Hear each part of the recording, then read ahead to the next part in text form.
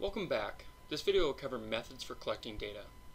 The following are considered some of the most useful and frequently used data collection methods: experiments, telephone surveys, written questionnaires and surveys, and direct observation and personal interviews. Experiments are a process that produces a single outcome whose result cannot be predicted with certainty. For example, Simplot employees start their experiments by grouping the raw potatoes into batches with similar characteristics.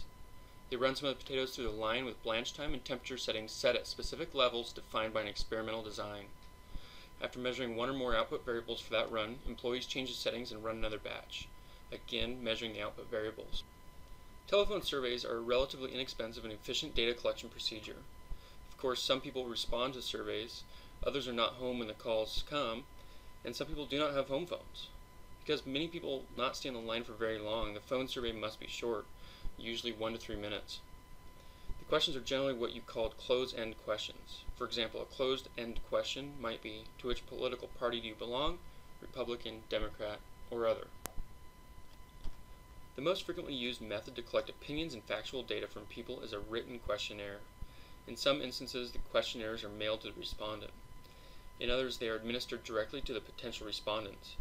Written questionnaires are generally the least expensive means of collecting survey data. If they're mailed, the major costs include postage to and from the respondents, questionnaire development, and printing costs, as well as data analysis. A written survey can contain both closed-end and open-ended questions. Open-end questions provide the respondent with greater flexibility in answering a question. However, the responses can be difficult to analyze. Written surveys also should be formatted to make it easy for the respondent to provide accurate and reliable data. This means that proper space must be provided for the responses, and the directions must be clear about how the survey is to be completed. A written survey needs to be pleasing to the eye, and how it looks will affect the response rate, so it must look professional. Direct observation is another procedure that is often used to collect data. As implied by the name, this technique requires the process from which the data are being collected to be physically observed and the data recorded based on what takes place in the process. Possibly the most basic way to gather data on human behavior is to watch people. Personal interviews are often used to gather data from people. Interviews can be either structured or unstructured, and they can utilize either open-end or closed-end questions.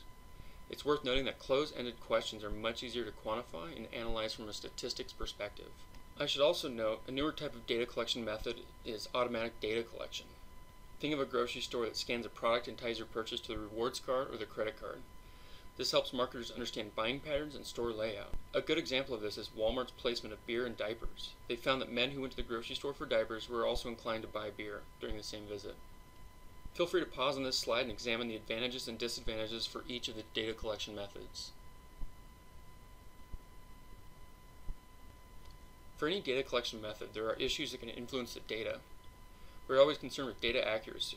Data does little good if it is not representative.